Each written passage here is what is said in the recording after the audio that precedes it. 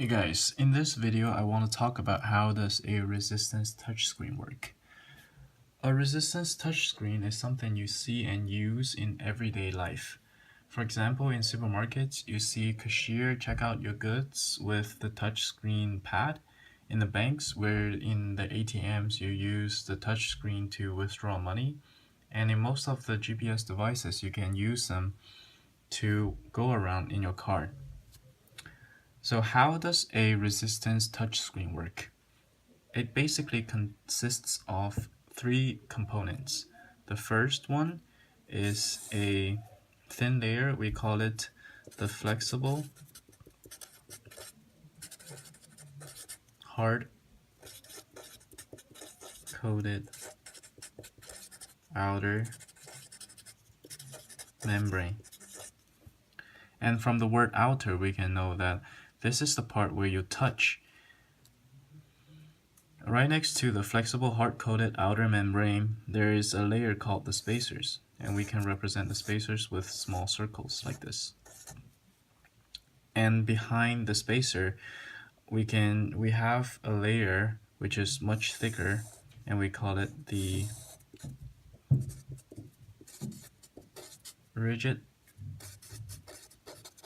glass substrate.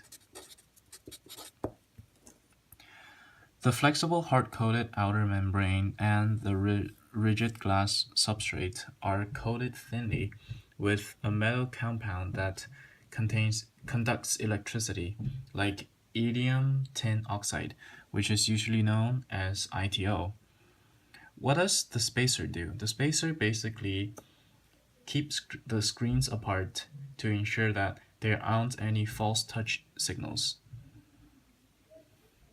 When you touch a screen, let's represent this as your finger.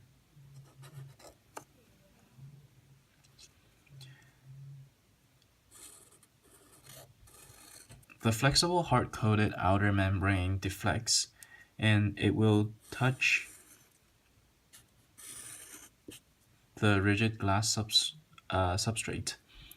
And this part, as I represented with the dot, will be connected. So there will be a change in voltage, and a small processor connected to the screen can calculate exactly where you pressed in X and Y coordinates, and the device will respect accordingly.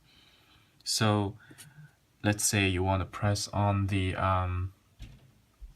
message button, and the phone will not give you the phone